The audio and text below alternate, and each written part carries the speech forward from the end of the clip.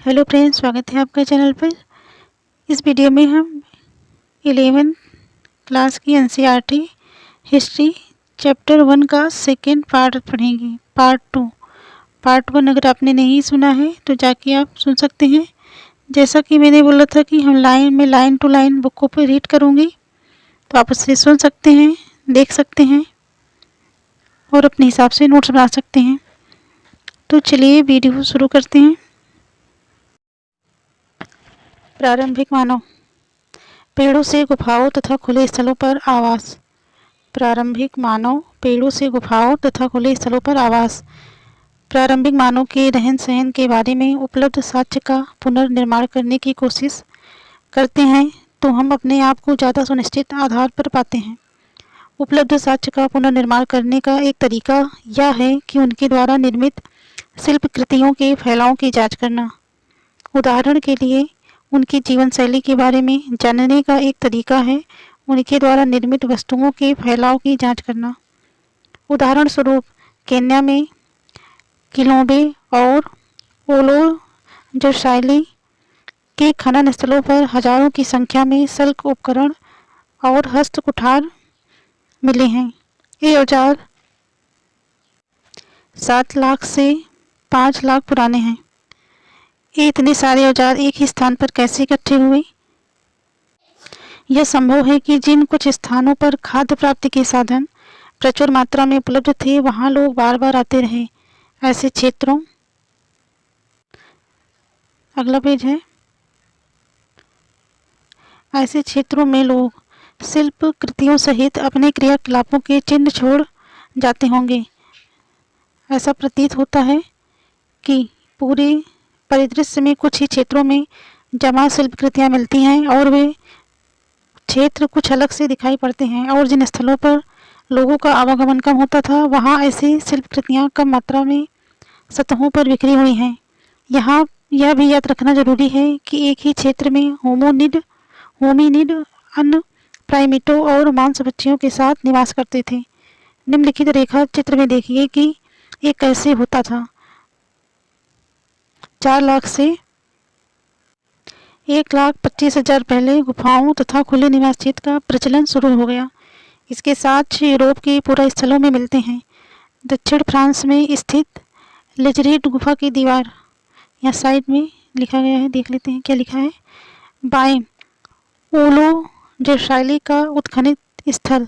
खननकर्ता Louis leaky और मेरी ने प्रेक्षकों के लिए उत्खनित स्थल के चारों ओर संकरी पगडंडी का पुल बना दिया था।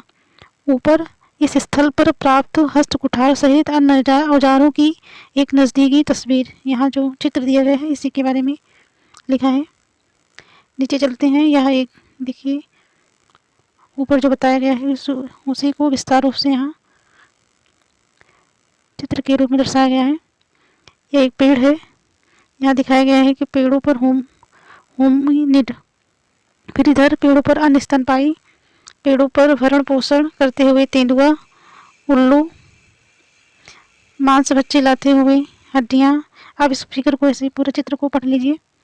साइड में है शिल्प कृतियाँ। मानव निर्मित वस्तुएं होती हैं। शिल्प कृतियाँ क्या होती हैं? मानव निर्मित वस्तुएं होती हैं। इनमें अनेक प्रकार की चीज़ें शामिल होती हैं, जैसे औजार, चित्रकारियाँ, मूर्तियाँ, उत्कीर्ण चित्र आदि। पुरातत्वविदों का यह सुझाव है कि पूर्व होमिनिड भी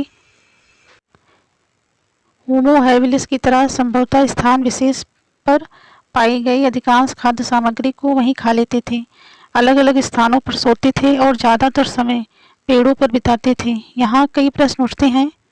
यहाँ उत्खनन स्थलों पर हड्डियाँ कैसे पहुँची होंगी? यहाँ पत्थर कैसे पहुँचे होंगे? क्या हड्डियाँ अछूड़ रही होंगी? नेक्स्ट पेज पे चलते हैं।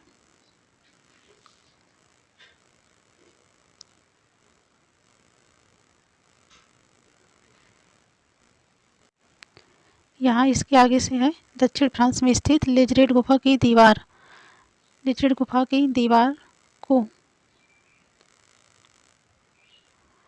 12 × 4 मीटर आकार के एक निवास स्थान से सटाकर बनाया गया है। इसके अंदर 2 चूल्हों और भिन्न भिन्न प्रकार के खाद्य स्रोतों जैसे फलों, वनस्पतियों, बीजों, काष्ठफलों, पक्षियों के अंडों और मीठे जल की मछलियों ट्राउट, पर्च और कार्प के साक्ष्य मिले हैं। एक और पूरा स्थल दक्षिणी फ्रांस के समुद्र तट पर स्थित टेरा अमाटा में घास फूस और लकड़ी की छत वाली कच्ची कमजोर झोपड़ियाँ सामयिक मौसमी प्रवास के लिए बनाई जाती थीं। केन्या में चेसो वांजा और दक्षिणी अफ्रीका में स्वाट क्रांस में पत्थर के औजारों के साथ साथ आग में पकाई गई चिकनी मिट्टी और जली हुई हड्डियों के टुकड़े मिले हैं, जो 14 लाख से 10 लाख साल पुराने हैं। क्या ये चीज़ें प्राकृतिक रूप से झाड़ियों में लगी आग या ज्वालामुखी से उत्पन्न अग्नि से जलने का परिणाम है, अथवा क्या ये एक सुनियंत्रित ढंग से लगाई गई आग में पकाकर बनाई गई थी? हम इसके बारे में सटीक रूप से नहीं जानते। दूसरी ओर चूल्हे आग के नियंत्रित प्रयोग के द्योतक हैं। इसके कई फायदे थे। नियंत्रित आग का प्रयोग गुफाओं के अंदर प्रकाश और उष्णता मिलने में मददगार होता था और इससे भोजन भी पकाया जा सकता था। इसके अलावा लकड़ी को कठोर करने में आग का इस्तेमाल होता था, जैसे कि भाले की नोक बनाने में, सल्क निकालकर औजार बनाने में भी उष्णता उपयोगी होती थी। साथ ही इसका उपयोग खतरनाक जानवरों को भगाने में किया जाता था। पेज के साइड में देख लेते हैं। यह टेरा अमाटा में पुनर्निर्मित एक झोपड़ी का चित्र है। झोपड़ी के किनारों को सहारा देने के लिए बड़े पत्थरों का इस्तेमाल किया जाता था। फर्श पर जो पत्थर के छोटे छोटे टुकड़े बिखरे हुए हैं वे उन स्थानों के द्योतक हैं जहां बैठकर लोग पत्थर के औजार बनाते थे। तीर के निशान से अंकित काली जगह चूल्हे को दर्शाती है। आपके अनुसार इन स्थानों पर रहने वालों का जीवन पेड़ों पर रहने वाले होमिनिड के जीवन से किस प्रकार भिन्न होगा? तो यहाँ चित्र नहीं है, उसी के बारे में दिया है, दिखाई नहीं दे रहा है। इधर है नीचे कुछ आरंभिक औजार। ये औजार ओल्डुवई में मिले थे, बंगाल में। बगल में दिखाया गया औजार एक गडाशा है जिसके सल्कों को निकालकर धारदार बना दिया गया है। नीचे दिखाया गया औजार एक हस्त कुठार है। क्या आप यह बता सकते हैं कि ये औजार किस काम में आते होंगे? टिप में नेक्स्ट पेज पे चलते हैं। नेक्स्ट पेज पर नहीं, अभी इसी पेज पर है। इसमें प्रारंभिक मानव औजारों का निर्माण। सर्वप्रथम यह याद रखना उपयोगी होगा कि औजारों का इस्तेमाल और औजार बनाने की क्रिया मानव तक ही सीमित नहीं है। पक्षी भी कुछ ऐसी चीज़ें बनाने के लिए जाने जाते हैं जो उन्हें भोजन प्राप्त करने, अपने आप को स्वच्छ एवं स्वस्थ रखने और सामाजिक संघर्ष में सहायता देने के लिए उपयोगी होती है। इसी प्रकार कुछ चिंपैंजी भी अपना भरण पोषण के लिए जो औजार इस्तेमाल करते हैं उन्हें वह स्वयं बनाते हैं। हालांकि मनुष्यों में औजार बनाने के लिए कुछ विशेषताएं हैं जो वानरों में नहीं पाई जाती हैं, जैसा कि हमने पृष्ठ 11 पर देखा है। कुछ विशेष प्रकार की शारीरिक और संभवतः स्नायु तंत्री अनुकूलनों के कारण हाथ का कुशलतापूर्ण प्रयोग संभव हुआ है और इस कार्य में शायद मनुष्यों के जीवन में औजारों की महत्वपूर्ण भूमिका रही है। इसके अलावा मानव जिस प्रकार औजार बनाते और उनका प्रयोग करते हैं उसमें अधिक स्मरण शक्ति, जटिल संगठनात्मक कौशल की आवश्यकता होती है और वानरों में इन दोनों विशेषताओं का अभाव रहा है। पत्थर के औजार बनाने और उनका इस्तेमाल किए जाने का सबसे प्राचीन साक्ष्य इथियोपिया, नेक्स्ट पेज पर, इथियोपिया और केन्या मानचित्र एक के केन्या की पूरा स्थलों से प्राप्त होता है। यह संभव है कि ऑस्ट्रेलोपिथेकस ने सबसे पहले पत्थर के औजार बनाए थे। अन्य क्रियाकलापों की तरह औजार बनाने के बारे में भी हम यह नहीं जानते कि यह काम पुरुषों या स्त्रियों अथवा दोनों द्वारा मिलकर किया जाता था। यह संभव है कि स्त्रियां अपने और अपने बच्चों के भोजन प्राप्त करने के लिए कुछ खास औजार बनाती और इस्तेमाल करती रही होंगी। लगभग 35,000 वर्ष पहले जानवरों को मारने के तरीकों में सुधार हुआ। इस बात का प्रमाण यह है कि फेंक कर मारने वाले भालों तथा तीर कमान जैसे नए किस्म के औजार बनाए जाने लगे। मांस को साफ किया जाने लगा, उसमें से हड्डियां निकाल दी जाती थी और फिर उसे सुखाकर हल्का सेकते हुए सुरक्षित रख लिया जाता था। इस प्रकार सुरक्षित रखी खाद्य को बाद में खाया जा सकता था। कुछ और भी परिवर्तन आए, जैसे समूरदार जानवरों को पकड़ा जाना, उनके रोएदार खाल का कपड़े की तरह प्रयोग और सिलने के लिए सुई का आविष्कार होना। सिले हुए कपड़ों का सबसे पहला साक्ष्य लगभग 21,000 वर्ष पुराना है। छेनी या रुखानी जैसे छोटे छोटे औजार बनाने के लिए तकनीक शुरू हो गई। इन नुकीले ब्लेडों से हड्डी, सींग, हाथी दांत या लकड़ी पर नक्काशी करना या उड़ेदना अब संभव हो गया। यहाँ साइड में दिया है एक भाला प्रक्षेपक यंत्र। इसके हत्थे पर की गई नक्काशी देखिए। भाला प्रक्षेपक यंत्र के प्रयोग से शिकारी अधिक लंबी दूरी तक भाला फेंकने में सफल हुए। क्या आप इस औजार का कोई और लाभकारी उपयोग बता सकते हैं? यहाँ ये चित्र दिया गया है पंच ब्लेड तकनीक। इसके बारे में दिया गया है क्या है पंच ब्लेड तकनीक। इसको एक बड़े पत्थर के ऊपरी सिरे को पत्थर के हथौड़े की सहायता से हटाया जाता है।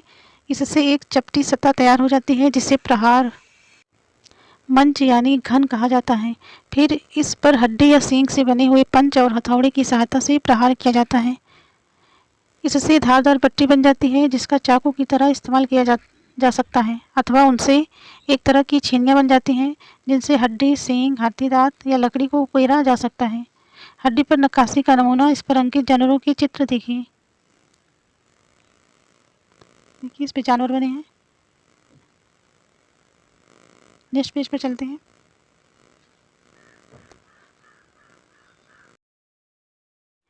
संप्रेषण एवं संचार के माध्यम, भाषा और कला। जीवित प्राणियों में मनुष्य ही एक ऐसा प्राणी है जिसके पास भाषा है। भाषा के विकास पर कई प्रकार के मत हैं। पहला, होमिनिड भाषा में अंग विक्षेप, हाव भाव या हाथों का संचालन, हिलाना शामिल था। दूसरा है, उच्चारित भाषा से पहले गाने या गुनगुनाने जैसी मौखिक या अशाब्दिक संचार का प्रयोग होता था। तीसरा, मनुष्य की वाणी का प्रारंभ संभवतः आवाहन या बुलाओं की क्रिया से हुआ था, जैसा कि नर वानरों में देखा जाता है। प्रारंभिक अवस्था में मानव बोलने में बहुत कम ध्वनियों का प्रयोग करता होगा। धीरे धीरे ध्वनियाँ ही आगे चलकर भाषा के रूप में विकसित हो गई होंगी। उच्चारित यानी बोली जाने वाली भाषा की उत्पत्ति कब हुई? ऐसा सुझाव दिया जाता है कि होमो हैबिलस के मस्तिष्क में कुछ ऐसी विशेषताएं थी जिनके कारण उसके लिए बोलना संभव हुआ होगा। इस प्रकार संभवतः भाषा का विकास सबसे पहले 20 लाख वर्ष पूर्व शुरू हुआ होगा। मस्तिष्क में हुए परिवर्तनों के अलावा स्वर तंत्र का विकास भी उतना ही महत्वपूर्ण है। स्वर तंत्र का विकास लगभग 2 लाख वर्ष पहले हुआ था। इसका संबंध खास तौर पर आधुनिक मानव से रहा है। एक तीसरा सुझाव यह है कि भाषा कला के साथ साथ लगभग 40,000 से 35,000 साल पहले विकसित हुई। उच्चारित भाषा का विकास कला के साथ घनिष्ठ रूप से जुड़ा रहा है, क्योंकि ये दोनों ही संप्रेषण यानी विचार अभिव्यक्ति के माध्यम हैं।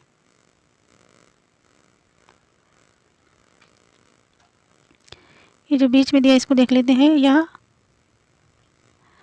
आल्टमीरा की गुफा चित्र।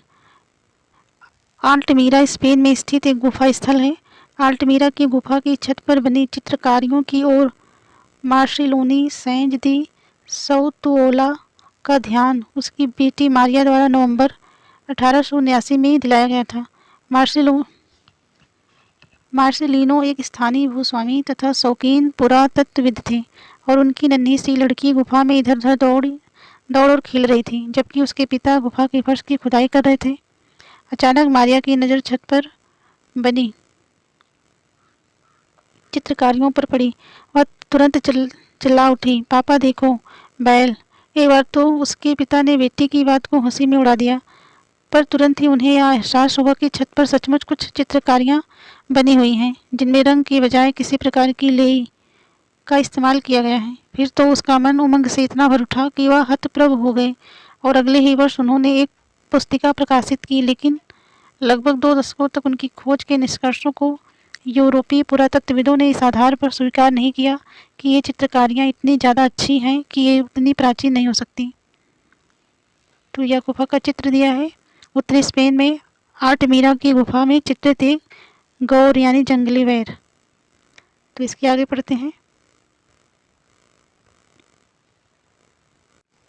फ्रांस में स्थित लैस, कॉक्स और सोवे की गुफाओं में और स्पेन में स्थित अल्टामीरा की गुफा में जानवरों की सैकड़ों चित्रकारियाँ पाई गई हैं, जो 30,000 से 12,000 साल पहले के बीच में कभी बनाई गईं। इनमें गौरों, घोड़ों, साकिन, हिरणों, मैमथों यानी विशालकाय जानवरों, गैंडों, शेरों, भालुओं, तेंदुओं, लकड़बग्घों और उल्लुओं के चित्र शामिल हैं।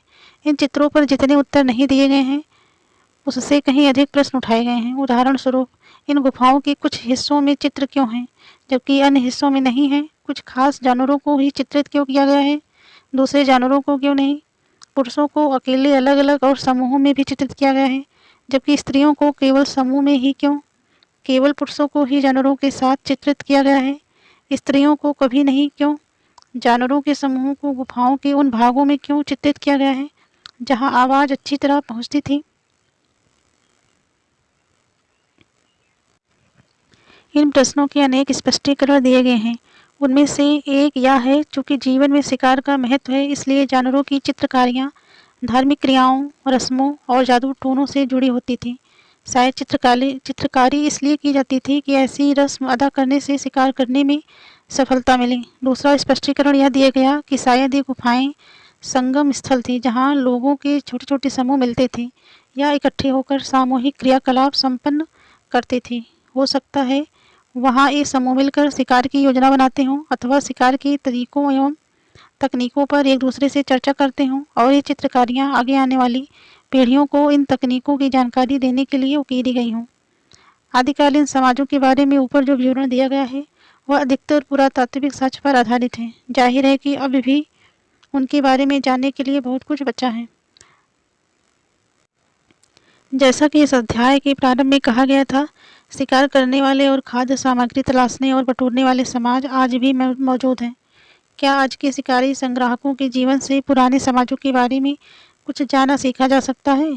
इसी प्रश्न पर हम अगले अनुभाग में चर्चा करेंगे। अफ्रीका में शिकारी संग्राहकों के साथ प्रारंभिक संपर्क। अफ्रीका के कालाहारी रेगिस्तान में रहने वाले कुंगसैन नाम के एक शिकारी संग्राहक समाज के साथ 1870 में एक अफ्रीकी पशुचारक समूह के एक सदस्य का पहली बार संपर्क हुआ। उस व्यक्ति ने इस मुलाकात के बारे में निम्नलिखित विवरण दिया। सर्वप्रथम जब हम इस इलाके में आए तो हमने देखा कि वहाँ बालू की सतह पर अजीब किस्म के पैरों के निशान बने हुए थे। हमने आश्चर्यचकित होकर सोचा कि ये लोग कैसे होंगे। ये लोग हमसे बहुत घबराते थे और जब कभी भी हम उनके आसपास जाते तो ये भागकर कहीं छिप जाते थे। हमें उनके गांव मिले लेकिन उन्हें हमेशा सुनसान पाया क्योंकि जब कभी वे अजनबी लोगों को देखते थे तो इधर उधर भागकर झाड़ियों में छिप जाते थे। हमने मन ही मन कहा, अरे यह तो अच्छी बात है, ये लोग हमसे डरते हैं, वे कमज़ोर हैं और हम आसानी से उन पर शासन कर सकते हैं। इस तरह हमने उन पर अपना शासन स्थापित किया। इसमें कोई झगड़ा या खून खराबा नहीं हुआ।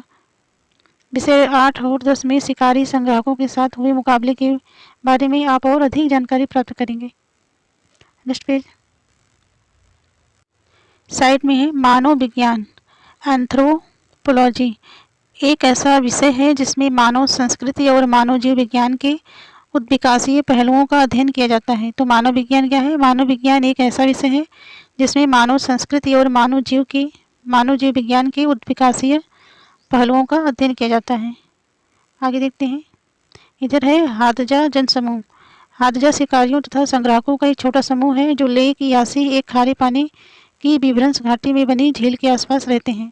पूर्वी हादजा का इलाका सूखा और चट्टानी है जहाँ घास, कांटेदार झाड़ियाँ और एकासियों के पेड़ों की बहुतायत है, लेकिन यहाँ जंगली खाद्य वस्तुएं भरपूर मात्रा में मिलती हैं। 20वीं शताब्दी के शुरू में यहाँ भांति भांति के जानवरों की बेशुमार संख्या थी। यहाँ के बड़े जानवरों में हाथी, गैंडे, भैंसे, जिराफ, जेब्रा, वाटर बक, हिरण, चिंकारा, खागदार जंगली सुअर, बबून, बंदर, शेर, तेंदुए और लकड़बग्घे। जितने आम हैं उतने ही आम छोटे जानवरों में शाही मछली, खरगोश, गीदड़, कछुए और अनेक प्रकार के जानवर हैं। हादजा लोग हाथी को छोड़कर बाकी सभी किस्म के जानवरों का शिकार करते हैं और उनका मांस खाते हैं। यहाँ शिकार के भविष्य को कोई खतरा पैदा किए बिना नियमित रूप से जितना मांस खाया जाता है उतना दुनिया के किसी भी भाग में नहीं खाया जा सकता जहाँ ऐसे शिकारी संग्राहक रहते हैं अथवा निकट भूतकाल में रहते थे। वनस्पति खाद्य, कंदमूल, बेर, बाओबाब, पेड़ के फल आदि जो साधारण दर्शक को अक्सर आसानी से दिखाई नहीं देते, जलाभाव के वर्ष में भी अत्यंत सूखे मौसम में बहुतायत से उपलब्ध होते हैं। जिस तरह का वनस्पति खाद्य बारिश के 6 महीनों में उपलब्ध होता है वह सूखे के मौसम में मिलने वाली खाद्य वस्तुओं से भिन्न होता है, लेकिन वहाँ खाद्य पदार्थ की कोई कमी नहीं रहती। यहाँ पाई जाने वाली 7 किस्म की जंगली मधुमक्खियों के शहद और सूंडियों को चाव से खाया जाता है, लेकिन इन चीज़ों की आपूर्ति सदा एक जैसी नहीं रहती। मौसम के अनुसार हर वर्ष बदलती रहती है। वर्षा के मौसम में जल स्रोत व्यापक रूप से देश भर में मिलते हैं, लेकिन सूखे के मौसम में स्रोत बहुत कम रह जाते हैं। हादजा लोग यह समझते हैं कि हादजा लोग यह समझते हैं कि अगर अधिक से अधिक 5 से 6 किलोमीटर की दूरी तक पानी मिल जाए तो उनका काम चल सकता है। इसलिए उनके शिविर आमतौर पर जल स्रोतों से 1 किलोमीटर की दूरी में ही स्थापित किए जाते हैं। देश के कुछ हिस्से में घास के खुले मैदान हैं, लेकिन हादजा लोग वहाँ कभी अपना शिविर नहीं बनाते। उनके शिविर पेड़ों अथवा चट्टानों के बीच बल्कि तरजीही तौर पर वहाँ लगाए जाते हैं जहाँ ये दोनों सुविधाएं उपलब्ध हों। पूर्वी हादजा लोग जमीन और उसके संसाधनों पर अपना अधिकार नहीं जताते। कोई भी व्यक्ति जहाँ कहीं भी चाहे रह सकता है, पशुओं का शिकार कर सकता है, कहीं पर भी कंदमूल, फल और शहद इकट्ठा कर सकता है और पानी ले सकता है। इस संबंध में हादजा प्रदेश में उन पर कोई प्रतिबंध नहीं होता है। अपने इलाकों में शिकार के लिए असीमित मात्रा में पशु उपलब्ध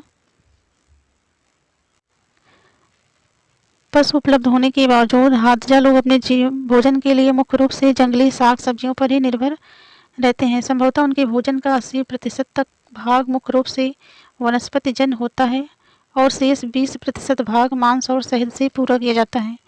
नमी के मौसम में हादजा लोगों के शिविर आमतौर पर छोटे और दूर दूर तक फैले हुए होते हैं और सूखे के मौसम में पानी के स्रोतों के आसपास बड़े और घने बसे होते हैं। सूखे के मौसम में भी उनके यहाँ भोजन की कोई कमी नहीं रहती। यह जो है मानव विज्ञानी जेम्स वुडवर्ड द्वारा 1960 में दिया गया विवरण है। नेक्स्ट पेज पर चलते हैं। यह शिकारी संग्राहक समाज वर्तमान से अतीत की ओर। जैसे जैसे मानव विज्ञानियों द्वारा किए गए अध्ययनों के माध्यम से आज के शिकारी संग्राहकों के बारे में हमारा ज्ञान बढ़ा, हमारे सामने यह प्रश्न उपस्थित होगा कि क्या वर्तमान शिकारी संग्राहक समाजों के बारे में प्राप्त जानकारी का उपयोग सुदूर अतीत के मानव के जीवन को पुनर्निर्मित करने में किया जा सकता है। इस मुद्दे पर इस समय 2 परस्पर विरोधी विचारधाराएं चल रही हैं। एक और विद्वानों का एक ऐसा वर्ग है जिन्होंने आज के शिकारी संग्राहक समाजों से प्राप्त विशिष्ट तथ्यों तथा आंकड़ों का सीधे अतीत के पुरातत्वीय अवशेषों की व्याख्या करने के लिए उपयोग कर लिया है। उदाहरण के लिए कुछ पुरातत्वविदों का कहना है कि 20 लाख साल पहले के होमिनिड स्थल जो तुर्काना झील के किनारे स्थित हैं, संभवतः आदिकालीन मानवों के शिविर या निवास स्थान थे जहां वे सूखे के मौसम में आकर रहते थे। ऐसी ही पद्धति वर्तमान हादजा और कुंग-सैन समाजों में पाई जाती है। दूसरी ओर कुछ ऐसे विद्वान हैं जो यह महसूस करते हैं कि संजाति वृत्त संबंधी तथ्यों और आंकड़ों का उपयोग अतीत के समाजों को समझने के लिए नहीं किया जा सकता, क्योंकि दोनों चीज़ें एक दूसरे से बिल्कुल भिन्न हैं। उदाहरण के लिए आज के शिकारी संग्राहक समाज शिकार और संग्रहण के साथ साथ और कई आर्थिक क्रियाकलापों में लगे रहते हैं, जैसे जंगलों में पाई जाने वाली छोटी छोटी चीज़ों का विनिमय और व्यापार करना अथवा पड़ोस के किसानों के खेतों में मजदूरी करना। इसके अलावा ये समाज भौगोलिक, राजनीतिक और सामाजिक यानी सभी दृष्टियों से हाशिए पर हैं। वे जिन परिस्थितियों में रहते हैं वह आरंभिक मानव की अवस्था से बहुत भिन्न है।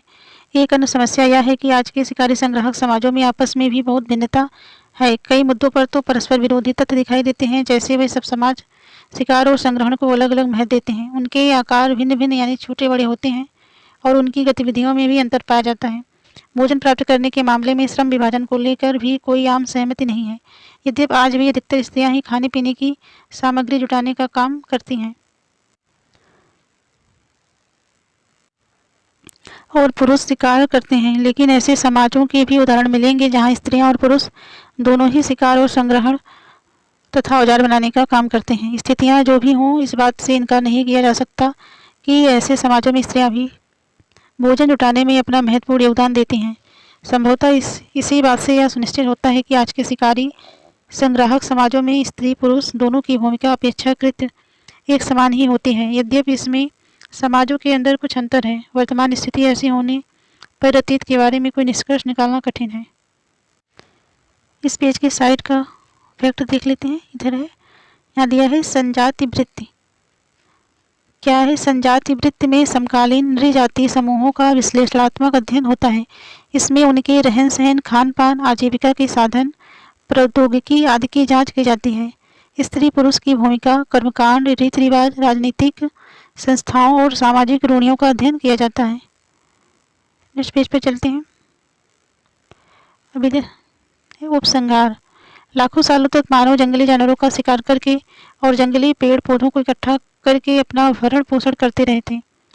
पर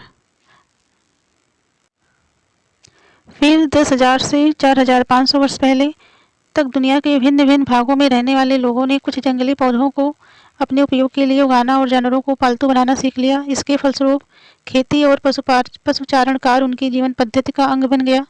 इधर उधर बिखरे हुए खाद्य पदार्थों को बटोर कर खाने की बजाय उन्हें खेती के जरिए स्वयं उपजा कर प्राप्त करना मानव इतिहास की एक युगांतकारी घटना है। मगर उस समय यह परिवर्तन क्यों आया? लगभग 13,000 साल पहले अंतिम हिमयुग का अंत हो गया और उसके साथ ही अपेक्षाकृत अधिक गर्म और नम मौसम की शुरुआत हो गई। इसके फलस्वरूप जंगली जौ और गेहूं जैसे अनाज के पौधे उगाने के लिए परिस्थितियां अनुकूल हो गई। साथ ही जैसे जैसे खुले जंगलों और घास के मैदानों का विस्तार होता गया, वैसे वैसे जंगली भेड़ों, बकरियों, मवेशियों, सुअरों और गधों जैसे जानवरों की संख्या में भी वृद्धि होती गई। इससे यह इंगित होता है कि मानव समाज धीरे धीरे ऐसे इलाकों को अधिक पसंद करने लगे जहाँ इन जंगली घास फूस और जानवरों की बहुतायत थी। इसके अलावा अब पहले से काफ़ी बड़े जन समुदाय ऐसे इलाकों में वर्ष के अधिकांश भाग में लगभग स्थायी रूप से रहने लगे। चूँकि कुछ इलाकों को अपेक्षाकृत अधिक पसंद किया जाता था, इसलिए वहाँ भोजन की आपूर्ति को बढ़ाने के लिए दबाव बढ़ने लगा। संभवतः इसी कारण से कुछ खास किस्म के पौधों को उगाने और जानवरों को पालने की प्रक्रिया चालू हो गई। इससे स्पष्ट प्रतीत होता है कि जलवायु परिवर्तन, जनसंख्या का दबाव, कुछ खास किस्म के पौधों जैसे गेहूं, जौ, चावल और मोट बाजरा आदि, और जानवरों जैसे भेड़, बकरी, मवेशी, गधा और सुअर आदि की जानकारी और उस पर मनुष्य की निर्भरता जैसे अनेक कारकों ने मिलकर ऐसा परिवर्तन लाने में अपनी भूमिका अदा की। एक ऐसा क्षेत्र जहाँ आज के लगभग 10,000 साल पहले खेती और पशुचारण प्रारंभ हुआ, यह फर्टाइल क्रीसेंट यानी उर्वर अर्धचंद्राकार क्षेत्र मध्य सागर के तट से लेकर ईरान में जाग्रोस पर्वतमाला तक फैला हुआ था। खेती की प्रथा चालू हो जाने से लोगों ने एक स्थान पर पहले से ज़्यादा लंबे अरसे तक टिकना शुरू कर दिया। इस प्रकार गारे, कच्ची ईंटों और पत्थरों से भी स्थायी घर बनाए जाने लगे। ये पुरातत्वविदों को ज्ञात प्राचीनतम गाँवों में से कुछ हैं। खेती और पशुचारण से कई अन्य परिवर्तन प्रारंभ हुए, जैसे मिट्टी के ऐसे बर्तन बनाना जिनमें अनाज तथा अन्य उपजों को रखा जा सके और खाना पकाया जा सके। इसके अलावा पत्थर के नए किस्म के औजारों का इस्तेमाल होने लगा। हल जैसे अन्य उपकरण खेती के काम में आने लगे। धीरे धीरे लोग तांबा और रांगा जैसी धातुओं से परिचित हो गए। मिट्टी के बर्तन बनाने और परिवहन के लिए पहिए का इस्तेमाल होने लगा। लगभग 5,000 साल पहले इससे भी अधिक संख्या में लोगों के समूह एक साथ शहरों में रहने लगे। ऐसा क्यों हुआ और शहरों तथा अन्य बस्तियों में क्या अंतर है? ऐसे ही प्रश्नों का उत्तर जानने के लिए अध्याय 2 पढ़िए। तो यह लेसन पर कंप्लीट हुआ। इधर कुछ फैक्ट दिया गया है, काल रेखा दी गई है। इसमें बताया गया है 1 लाख वर्ष पूर्व काल रेखा फर्स्ट है। इसमें जो समय है लाख वर्ष पूर्व है। यहाँ 360 से 240 लाख वर्ष पूर्व नर वानर, प्राइमेट, बंदर, एशिया और अफ्रीका में 240 लाख वर्ष पूर्व अधिपरिवार होमिनाइड, गिब्बन, एशियाई ओरांगटाउन और अफ्रीकी वानर, गोरिल्ला, चिंपैंजी और बोनोबो, पिग्मी चिंपैंजी। 64 लाख वर्ष पूर्व होमिनाइड और होमिनिड की शाखाओं में विभाजन। 56 लाख वर्ष पूर्व ऑस्ट्रेलोपिथिकस। 26 से 25 लाख वर्ष पूर्व पत्थर के सबसे पहले औजार। 25 से 20 अफ्रीका का ठंडा और शुष्क होना, परिणाम स्वरूप जंगलों में कमी और घास के मैदानों में वृद्धि। 25 से 20 लाख वर्ष पूर्व होमो। 22 लाख वर्ष पूर्व होमो हैबिलिस। आगे है 18 लाख वर्ष पूर्व होमो इरेक्टस। 13 लाख वर्ष पूर्व ऑस्ट्रेलोपिथिकस का विलुप्त होना। 8 लाख वर्ष पूर्व आद सैम्पियंस होमो हाइडलबर्गेसिस। 1.6 से 1.6 लाख वर्ष पूर्व होमो सैम्पियंस आधुनिक मानव। काल रेखा 2 है। काल रेखा 2 लाख वर्ष पूर्व समय जो दिया गया है। दफनाने की प्रथा का सबसे पहला साक्ष्य। 3 लाख होमो इरेक्टस का लोप। 2 लाख वर्ष पूर्व स्वर तंत्र का विकास। 2 लाख वर्ष पूर्व नर्मदा घाटी भारत में आद्य होमो सैम्पियंस की खोपड़ी। 2 लाख से 1,30,000 वर्ष पूर्व आधुनिक मानव का प्रादुर्भाव। 1,95,000 से 1,60,000 वर्ष पूर्व नियंडर स्थल मानव का प्रादुर्भाव। 1,30,000 से वर्ष पूर्व चोलों के इस्तेमाल के बारे में सबसे पहला साक्ष्य। 1,25,000 वर्ष पूर्व नियंडर स्थल मानव का लोप। 35,000 वर्ष पूर्व आग में पकाई गई चिकनी मिट्टी की छोटी छोटी मूर्तियों का सबसे पहला साक्ष्य। 27,000 वर्ष पूर्व सिलाई वाली सुई का आविष्कार। 21,000 वर्ष पूर्व तो ये कार्ड देखा था, नीचे चित्र दिया गया है, यहाँ प्रश्न दिए गए हैं। तो ये आपका पाठ समाप्त होता है। Thank you. वीडियो अच्छी लगी तो लाइक करें, चैनल पर नए हैं तो सब्सक्राइब करें।